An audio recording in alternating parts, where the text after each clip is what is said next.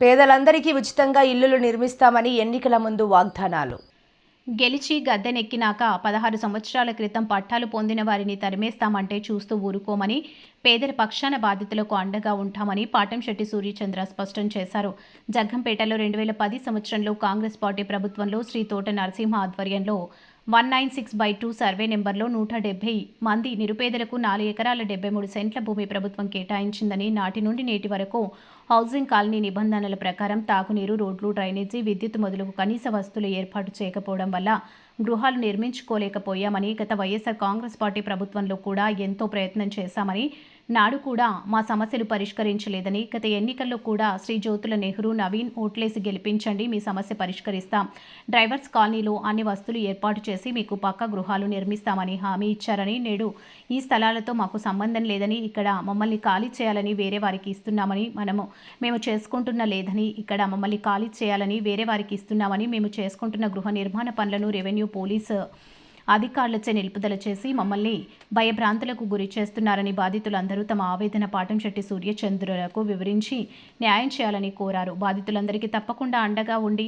సంబంధిత అధికారులతో మాట్లాడి న్యాయం జరిగేలా చేస్తామని సూర్యచంద్ర బాధితులందరికీ ధైర్యం చెప్పారు. ఎన్నికల్లో 25,000 మందికి ఇళ్ల స్థలాలు ఇచ్చి గృహాలు నిర్మిస్తామని మాయమాటలు చెప్పి నేడు గత 16 సంవత్సరాల క్రితం ఇచ్చిన పట్టాలు రద్దు చేసి పేదల నోట్లో మట్టి కొట్టడం న్యాయం కాదని శాసనసభ్యులు జ్యోతుల నెహ్రీకి, జ్యోతుల నవీన్కి మీడియా ద్వారా సూర్యచంద్ర తెలిపారు. తమ అనాలోచిత నిర్ణయాలు మార్చుకోకపోతే బాధితులు పక్షాన వారికి అండగా న్యాయం జరిగే వరకు పోరాడతామని పాటంశెట్టి సూర్యచంద్ర స్పష్టం చేశారు.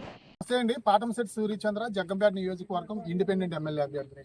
జగ్గంపేట గ్రామ పంచాయతీలో 2010 సంవత్సరంలో సర్వే నెంబర్ 196/2లో 4 ఎకరాల 73 సెంట్లలో 170 మంది నిరుపేదలకు అప్పుడు కాంగ్రెస్ గవర్నమెంట్ గౌరవనీయులు శ్రీ తోట నరసింహ గారు ఆధ్వర్యంలో 170 మందికి పట్టాలు ఇవ్వడం జరిగింది. పట్టాలంటే ఇచ్చారు, కానీ ఇచ్చిన తర్వాత ఇక్కడ కాలనీకి ప్రభుత్వం చేయాల్సిన పనులు పూర్తిగా చేయని పరిస్థితి. రోడ్ల నిర్మాణం కానీ, కరెంటు వేయడం కానీ, డ్రైనేజ్ కానీ, ఏ రకమైన వసతులు, మంచినీళ్ళు కానీ ఏ రకమైన వసతులు కల్పించకపోవడం వల్ల వీళ్ళు నేటి వరకు కూడా చాలా మంది ఇల్లులు నిర్మించుకోవడానికి అవకాశం లేక నిర్మించుకోలేకపోయారు. ఇప్పుడు కూటమి ప్రభుత్వం వచ్చిన తర్వాత మరి మీకు ఇక్కడ పట్టాలన్నీ క్యాన్సిల్ చేసాం, కొత్త వాళ్ళకి ఇస్తున్నామని చెప్పేసి ఇప్పుడు ఈ కూటమి ప్రభుత్వం గత 10 రోజుల నుంచి కూడా ఇక్కడ ఉన్నటువంటి స్థలాలు ఉన్న ఈ స్థల యజమానులందరినీ కూడా భయభ్రాంతులకు గురి చేయడం అనేది చాలా బాధాకరమైన విషయం. వైఎస్ఆర్ కాంగ్రెస్ పార్టీ ప్రభుత్వం వచ్చినప్పుడు కూడా వీరందరూ కూడా మాకు ఇక్కడ వసతులు కల్పించండి, రోడ్లు, డ్రైనేజ్, కరెంట్ స్తంభాలు, బోరు అన్ని కూడా వాటర్ అన్ని కల్పించండి అని చెప్పేసి గత వైఎస్ఆర్ కాంగ్రెస్ పార్టీ ప్రభుత్వాన్ని కూడా అడిగినా పట్టించుకోలేదు. ఎన్నికల్లో కూడా వీరందరూ కూడా మాకు పట్టాలు ఇచ్చారు, గతంలో మాకు అక్కడ అన్ని వసతులు కల్పించండి అంటే మరి నేటి గెలిచినటువంటి గద్దెనెక్కినటువంటి కూటమి నాయకులు మీకు ఇచ్చిన పట్టాలకు అక్కడ న్యాయం జరుపుతాం, అక్కడ ఉన్న ప్రతి ఒక్కరిని కూడా అక్కడే ఉంచి అక్కడ మీకు ఇల్లు లోన్లు పెడతాం, రోడ్లు వేస్తాం, స్తంభాలు వేస్తాం, మరి బోర్లు కొట్టిస్తాం, అన్ని వసతులు ఏర్పాటు చేస్తామని ఎన్నికల ముందు వాగ్దానాలు చేసి గద్దెనెక్కి 2 సంవత్సరాలు అయిన తర్వాత ఇప్పుడు వీళ్ళందరి నోట్లోని మట్టి కొట్టే పరిస్థితి ఇక్కడ జగ్గంపేటలో జరుగుతూ ఉంది. చాలా బాధాకరమైన విషయం. మరి ఎన్నికల ముందు ప్రతి నిరుపేదకి ఇంటి స్థలం ఇస్తాం, మరి ప్రతి ఒక్కరికి కూడా ఇల్లులు కట్టిస్తాం, జగ్గంపేట నియోజకవర్గంలో 25,000 ఇల్లులు నిర్మిస్తామని చెప్పేసి గౌరవ శాసనసభ్యులు శ్రీ జ్యోతుల నెహ్రూ గారు, వారి కుమారుడు గౌరవ శ్రీ జ్యోతుల నవీన్ గారు, జిల్లా తెలుగుదేశం పార్టీ అధ్యక్షుడు మరియు జగ్గంపేట నియోజకవర్గ అభివృద్ధి కమిటీ చైర్మన్, వారి ఇరువురు కూడా ఎన్నికల్లో వీళ్ళందరికీ చెప్పడం జరిగింది. మాది బాధ్యత, మీరు ఓట్లేసి గెలిపించండి, ఖచ్చితంగా ఇక్కడ మీకు ప్రతి ఒక్కరికి అవకాశం ఇస్తాను వీళ్ళందరితో చెప్పారు. నియోజకవర్గంలో ప్రతి ఒక్కరు కూడా మీకు ఇల్లు ఇస్తాం, కట్టించేస్తాం, బాధ్యత మాదని చెప్పేసి అన్నారు.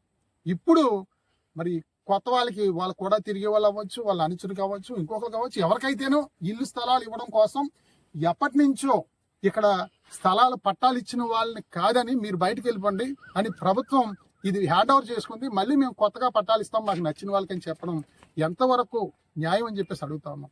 మరి తీర్మానం కూడా చేయడం జరిగింది. పంచాయతీ తీర్మానం విషయం నెంబర్ 253లో పంచాయతీ తీర్మానం ఏమని చేశారంటే 2010లో 170 మందికి ఇల్లు ఇచ్చారు, వాళ్ళు 9 మందే కట్టుకున్నారు, మిగిలిన 161 మందికి ఎటువంటి నిర్మాణాలు చేయకపోవడం వల్ల వాళ్ళందరికీ నోటీసులు ఇచ్చినా వాళ్ళు రెస్పాండ్ అవ్వకపోవడం వల్ల ఈ భూమి అంతా కూడా ప్రభుత్వం హ్యాండ్ ఓవర్ చేసుకుని ఇక్కడ ప్రస్తుతం అర్హులైన 50 మంది లబ్ధిదారులకు ఇండ్ల స్థలాలు పట్టాలు అర్హులుగా గుర్తించి ఒక్కొక్కరికి 3 సెంట్ల చొప్పున ఇండ్ల స్థల పట్టాలు మంజూరునకు సంబంధిత ఉన్నతాధికారుల అనుమతి మేరకు పంచాయతీ వారు ఆమోదం కోరటం గురించి. వీళ్ళందరినీ రద్దు చేసి ఒక 50 మందికి ఇస్తారా? అసలు మీకు నిజంగా అసలు మనసు ఉందా అని చెప్పేసి అడుగుతా ఉన్నాం. మీరు చెప్పింది ఏంటి, చేసింది ఏంటి? 170 మంది నిరుపేదలు ఇక్కడ ఉంటే ఇక్కడ మీరు లోన్ ఇస్తారు, ఇక్కడ బోర్ కొట్టిస్తారు, రోడ్డు ఇస్తారు, డ్రైన్ కట్టిస్తారు, మా ఎమ్మెల్యే గారు, మా నెహ్రూ గారు, మా నవీన్ గారు అని చెప్పేసి మీకు ఓట్లేసి గెలిపిస్తే వీళ్ళందరినీ బయటకు పంపమంటారా? ఇక్కడ ఈ చెల్లెమ్మ అమ్మ ఏది ఇది పట్ట, ఇది ఎవరు మీద అమ్మ? ఇది కాల మణికుమారి గారికి 2010లో పట్టా ఇచ్చారు. ఈమెకి 116 ఫ్లాట్ నెంబర్ ఈమెదండి. ఇక్కడ పునాది తవ్వుకుంటుంటే పునాది చేశారు. ఆ పైన అది ఎవరిదమ్మా? అది మీద అమ్మా? అది అమ్మా అక్కడ పాపం ఓస్ కట్టుకుంటుంటే మేస్త్రీలు పంపించారా? పైన శంకర్ రామలక్ష్మి గారు అంటే వీళ్ళ అమ్మగారి పేరుని, వీళ్ళ అమ్మగారు వీళ్ళ నాన్నగారు చనిపోయారు. ఈ పాపది వీళ్ళని పొమ్మంటారా? ఇక్కడ ఈమె ఈ పొద్దున్న మిషన్ పెట్టి ఇక్కడ పని చేసుకుంటుంటే మిషన్ తీసుకెళ్లి పోలీస్ స్టేషన్ లో పెడతారా? అసలు న్యాయం ధర్మం అనేది లేదా మీకు? గౌరవ శాసనసభ్యులు శ్రీ జ్యోతుల్ నెహ్రూ గారిని ప్రజల పక్షాన మేము ప్రశ్నిస్తా ఉన్నాం. మీరు చెప్పిన మాట ప్రకారంగా ప్రజలందరికీ న్యాయం చేయండి, ప్రతి ఒక్కరికి ఇల్లులు కట్టడానికి మీరు సహకరించండి. అంతేగాని కట్టుకునే ఇల్లు నేను ఆఫ్ చేస్తానంటే ఇక్కడ చూస్తూ ఊరుకోరు. బాధితుల పక్షాన పోరాడతాం, నిలబడతాం, మిమ్మల్ని ప్రశ్నిస్తాం, వీళ్ళకి తోడుగా అండగా ఉంటామని చెప్పి తెలియజేస్తా ఉన్నాం. దయచేసి మీ విధానాలు మార్చుకోండి. ఇక్కడ 170 మందికి కూడా ఇల్లులు కట్టించండి. ఇందులో భాగంగా కొంచెం మంది అప్పుడు సెక్స్ వర్కర్లకు ఇవ్వడం వల్ల వారికి అనేక రకాల రోగాలు రావటం వల్ల వారు చివరి దశలో ఆ వైద్యం చేయించుకోవడానికి డబ్బు లేక కొంచెం మందికి అమ్మేసుకున్నారు. వాళ్ళు ఇంట్లో ఉన్న వస్తువులు అమ్ముకుని, తాలిబొట్లు అమ్ముకుని, మరి 100కి 4 రూపాయలు 5 రూపాయలు వడ్డీలకు తెచ్చుకుని వాళ్ళు కొనుక్కున్నారు చాలా మంది. ఆ కొనుక్కున్న వాళ్ళు ఎక్కడికి వెళ్ళిపోతారు ఇప్పుడు? అంటే అప్పుడు మీరు పట్టాలు ఇచ్చిన వాళ్ళు లేరు, చనిపోయారు కొంచెం మంది. వాళ్ళు కొనుక్కున్నారు, ఆ పట్టా తీసుకుని వాళ్ళ దగ్గర కాగితాలు రాయించుకున్నారు.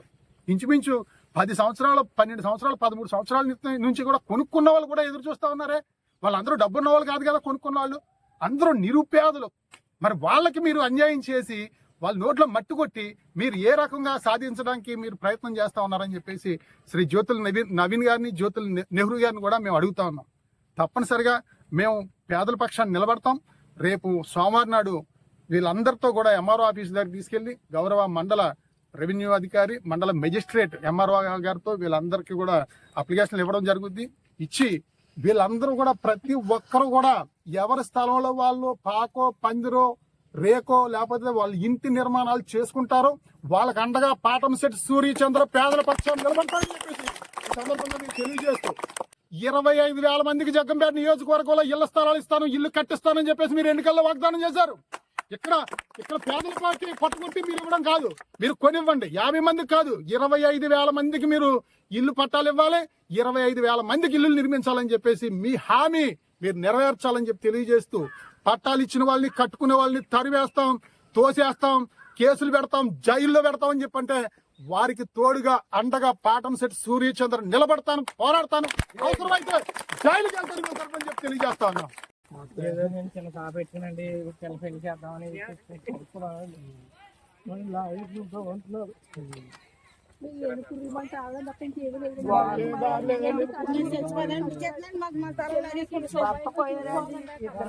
దోసేస్తున్నారండి.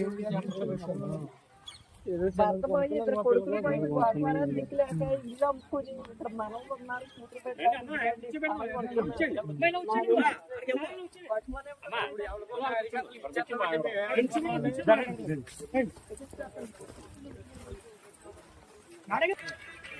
గవర్నమెంట్ హాస్పిటల్ దాకా కాదండి, ఆ బిల్డింగ్ వెనకాల ఉందండి. ఇక్కడ నుంచి స్టార్టింగ్ ఎక్కడి నుంచి ఈ రోడ్డు దగ్గర నుంచి ఆ బిల్డింగ్ ఇలా ఎక్కడికి తర్వాత కాలువ వెనకాల కూడా ఇచ్చారండి. దాన్ని అయితే ఎవరో అక్కడ ఏమి ఎటువంటి ఇది లేదు. ఇక్కడైతే కొన్ని 9 బిల్డింగ్లు కట్టారండి, 8 పునాదులు కట్టారు, ఇంకా పాక పందిరి వేసుకున్నారండి. మిగతా వాళ్ళు కూడా కట్టుకున్నారు. మెయిన్ ఫెసిలిటీ లేక సార్, అదే అండి డ్రైవర్స్ కాలనీ, వాటర్ లేక ఇక్కడ 45,000 కట్టి మీరు ఒక్కసారి ఆపితే 5,000 వేసుకొని కరెంట్ వేసుకుంటారు. ఈ కరెంట్ కంపెనీ కూడా దగ్గర ఉండి 3,50,000 రూపాయలు కలెక్ట్ చేసాం సార్. మేమే అందరూ కూడా సహాయ శక్తి చేసి కరెంట్ వేసుకున్నాం సార్. 3,50,000 కరెంట్ మీరే ఎంచుకోవాలి. కరెంట్ మేమే ఎంచుకున్నాం.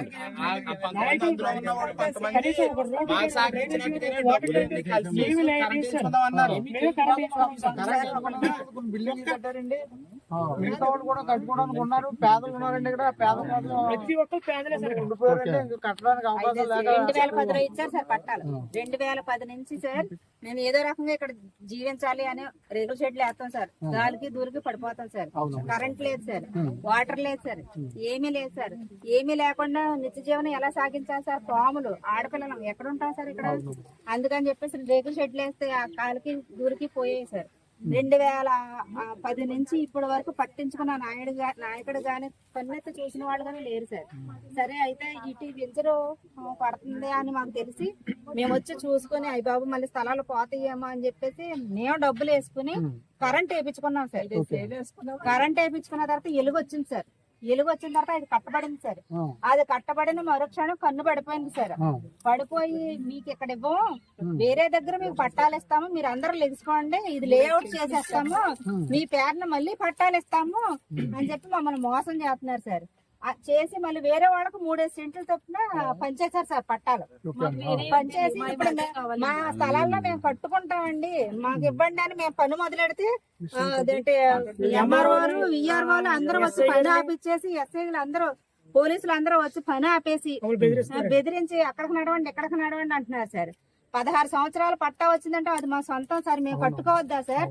మేము కట్టుకుంటుంటే అప్పులు చేసుకుని 3 రూపాయలు వడ్డీలకు తెచ్చి అలా కట్టి ఆ స్థలాలు తెప్పించుకున్నామండి. అది కూడా మోసమేనండి.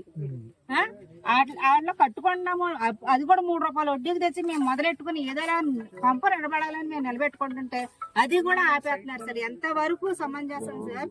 ఇప్పుడు అదైనా లేనోళ్ళకి ఎత్తలేదు సార్. లేనోళ్ళకి ఇవ్వనానండి, పోనీ మా ఎదురుగుండా పాపం ఆడ లేనోళ్ళు అనుకుంటారు. మాకు లేదు ఒక పక్కన. మళ్ళీ ఏంటి కార్లు వేసుకునే బడా బాబులందరికి ఇచ్చారు సార్ 3 సెంట్లు. మా పట్టాలు పనిచేశారు. మా నోటు కాడ కూడు తీసి వాళ్ళకి ఇడితే అది జయమా సార్? వాళ్ళకి మా నోటు కాడ కూడ వాళ్ళ దగ్గర ఎడతారా సార్? వాళ్ళకైనా బుద్ధి ఉండాలి కదా సార్ కనీసం. అయ్యో ఆడపిల్లలు ఏమి తెలియని వాళ్ళు, వాళ్ళది మనం తినకూడదన్న విధానం వాళ్ళకన్నా ఉండాలి కదా సార్. అది సార్ మా బాధ. మేము కట్టుకుంటాం సార్. నీళ్ళు ఇవ్వమనండి సార్. నీళ్ళు లేవు సార్, ఓన్లీ కరెంట్ ఒకటే ఉంది సార్. నీళ్ళు గానీ మా దగ్గర రోజు వెలుగు వచ్చిందంటే కన్ను పడిపోయి ఈ ప్రయత్నాలన్నీ జరుగుతున్నాయి సార్. ఆల్రెడీ ఇప్పుడు మేము కట్టుకుంటుంటే మా స్థలాల్లో మేము కట్టుకుంటుంటే లేసుకోమంటున్నారు సార్.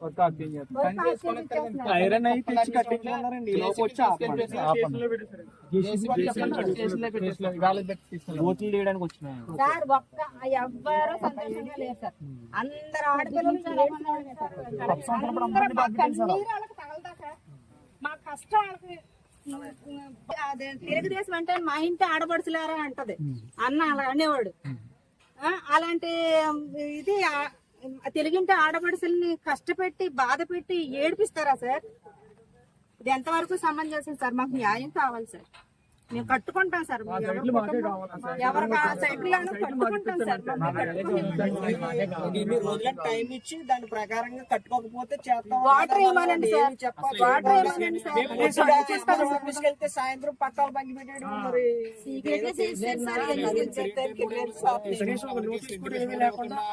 మాకు ఏ నోటీసులు కూడా ఇవ్వలేదు సార్. కొన్ని కట్టేసుకుంటామా అని కూడా చెప్పలేదు సార్. వెళ్తే నవీన్ గారి దగ్గరికి వెళ్ళానండి.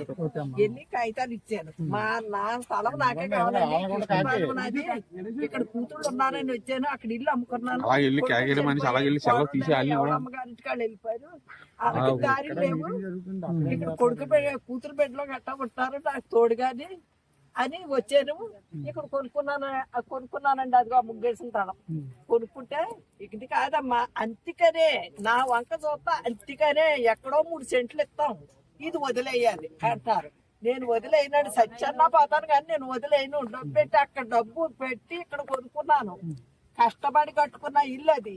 ఆ ఇల్లు అమ్ముకుని ఇక్కడ కొనుక్కున్నాను. వదిలేయనండి, చచ్చిపోతాను. ఆ పుణ్యం కూడా మీరే పరాయించండి అన్నాను. అంతేగానే అని కారు ఎక్కేసారు.